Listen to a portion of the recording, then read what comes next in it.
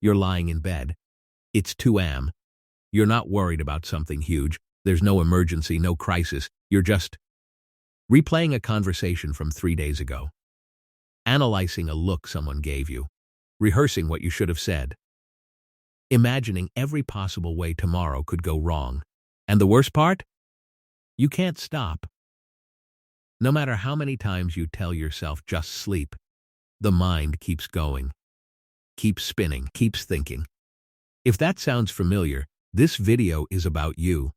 Not in a negative way, in a let's finally understand what's actually happening inside your head way.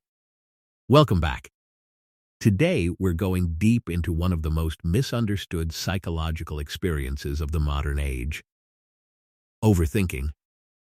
Not the casual, oh, I think too much sometimes version. The real version. The clinical version. The version that costs people relationships, sleep, careers, and years of their life.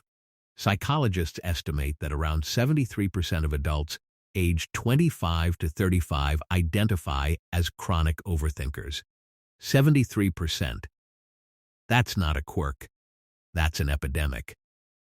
So today we're going to cover what overthinking actually is at the neurological level, the 5 psychological patterns that drive it, why it feels impossible to stop, even when you desperately want to, and the evidence-based approaches that actually break the cycle. Stay with me. This one might change how you understand your own mind, what overthinking actually is. First, let's get the definition right. Because most people confuse overthinking with thinking. They're not the same thing. Thinking is purposeful. You have a problem, you analyze it, you reach a conclusion, you move forward.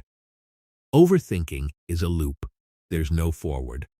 You analyze, and then you circle back and analyze again from a different angle, and then you second-guess the first analysis, and you never reach a conclusion that you trust.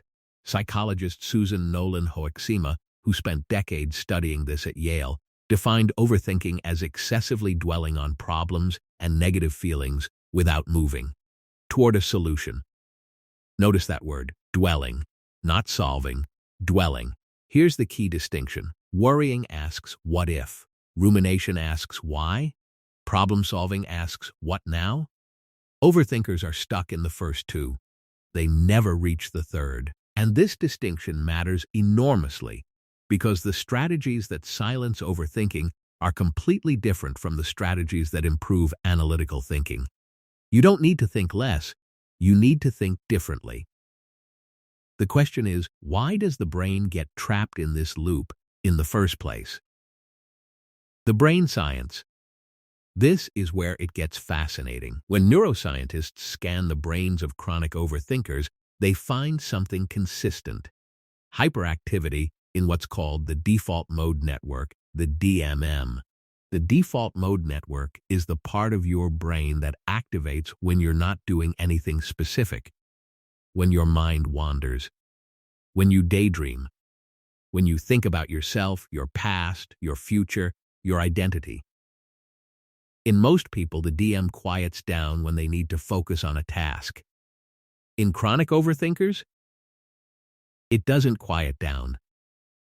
It stays loud. It keeps running in the background, like an app you never close, constantly consuming mental energy. On top of that, overthinking is strongly linked to hyperactivation of the amygdala. The amygdala is your brain's threat detection center.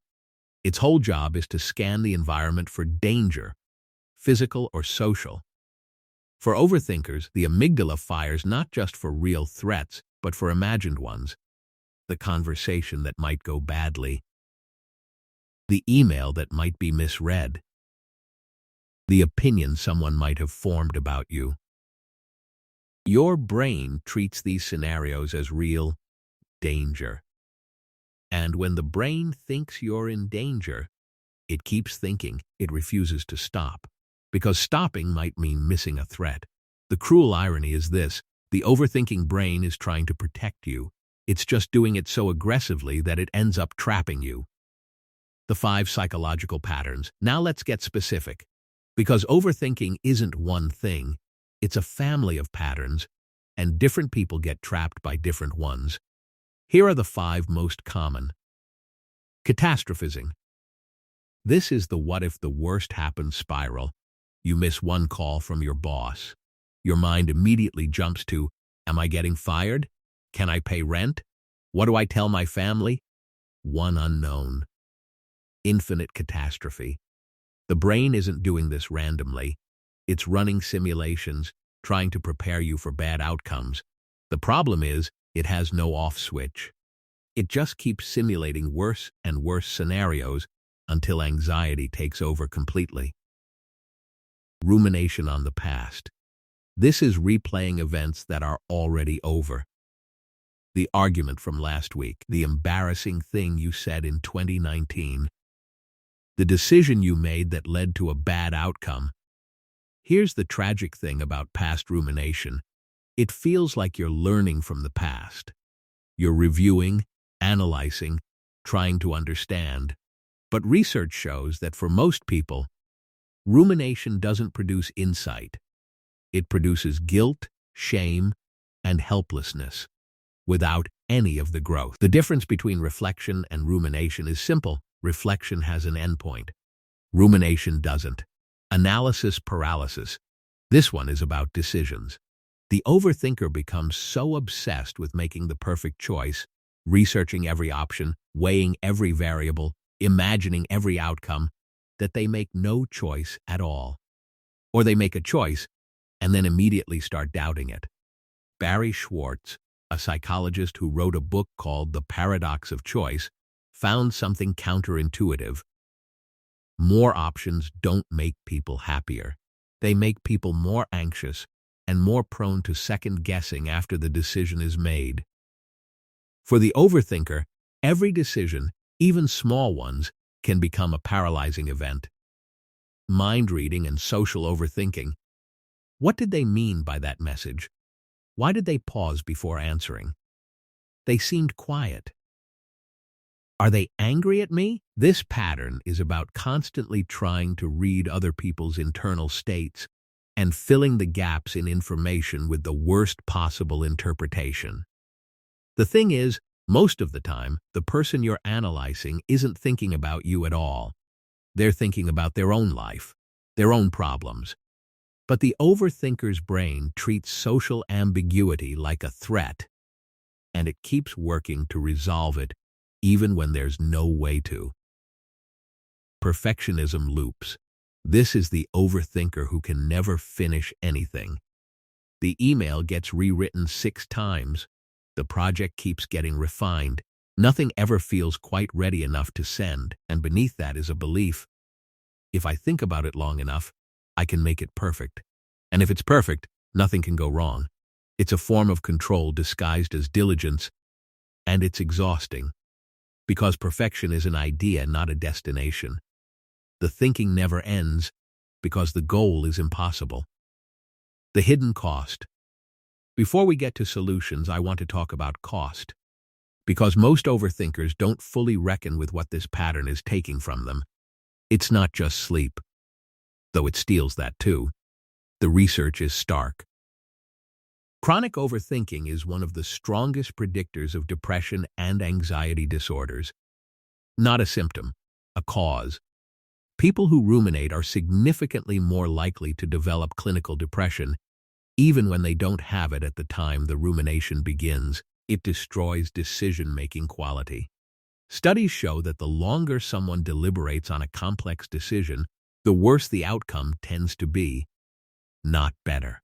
The analysis creates noise, not clarity. It damages relationships. The overthinker becomes emotionally unavailable, present in body but absent in mind, constantly processing, worrying, rehearsing. Their partner, their friends, their children, they're competing with an internal world that never goes quiet. And perhaps most invisibly, it burns time. Hours, days, years, not doing, not experiencing, not creating, just thinking about doing, experiencing, creating. The overthinker often has more ideas, more plans, more potential than anyone around them. and less to show for it, not because they're less capable, because their most powerful resource, their mind, is permanently occupied. How to actually break the cycle? Okay, so if overthinking is wired into the brain, is it even possible to change? Yes, but not by fighting it. Here's what the research actually supports. First, name it. Don't fight it. When you notice you're spiraling, say out loud or in your head, "I'm overthinking right now." That simple act of labeling activates the prefrontal cortex, the rational observing brain, and reduces amygdala activation. You literally calm the brain's threat center by naming what it's doing. Second, scheduled worry time. This sounds strange, but it works. Set 20 minutes a day, a specific time, same time every day, where you're allowed to worry. Write it all down. Analyze it. Catastrophize if you need to. Outside of that window, you postpone. That goes in the worry time. What this does is train the brain to contain the loop rather than let it run all day. It doesn't eliminate the thoughts, it gives them a home.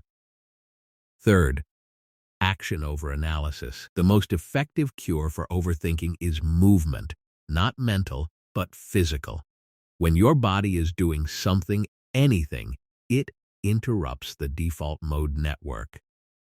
Exercise, walking, cooking, creating. The mind spirals most when the body is still. And finally, raise your tolerance for uncertainty. Most overthinking is an attempt to eliminate uncertainty, to know exactly how things will go, to prepare for everything. But uncertainty can't be thought away. It can only be sat with. The real shift isn't getting better at thinking, it's getting more comfortable not knowing. That's the whole game. If this video felt like it was describing you, you're not broken, you're not weak, you're not too sensitive or too anxious. You have a mind that works very hard to protect you. It just needs to learn when the danger isn't real. And that's a learnable skill. On this channel, we break down the psychology of how people think, feel, and behave, not to judge, but to understand, because understanding is always the first step to changing. If you want more videos like this, subscribe, there's a lot more coming. And if you're someone who also thinks too much about which video to watch next, I've already made that decision easier for you. There's one right there that I think you'll find just as useful. Take care of your mind. I'll see you in the next one.